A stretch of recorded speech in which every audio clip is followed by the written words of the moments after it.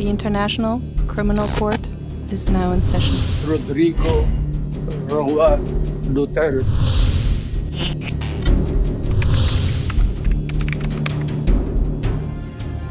Hiniling ng kampo ni dating Pangulong Rodrigo Duterte na i-adjourn indefinitely ang lahat ng kanyang legal proceedings. Sa apela ng kanyang lead defense counsel na si Attorney Nicholas Kaufman sa International Criminal Court, hindi na raw fit to stand trial ang dating Pangulo. Ang dahilan, may impaired memory na raw si Duterte at hindi na kayang makaalala ng pangyayari, lugar, oras o maging miyembro ng kanyang pamilya. Ni hindi nga raw niya maproseso ang dahilan ng pagkakakulong. Dahil sa mga ito, wala na raw maitulong si Duterte sa sarili niyang defense. Hiling naman ng ICC prosecutor sa pretrial chamber 1, imbis na indefinite, posibleng short adjournment lamang ng legal proceedings ang kailangan ng kabilang kampo.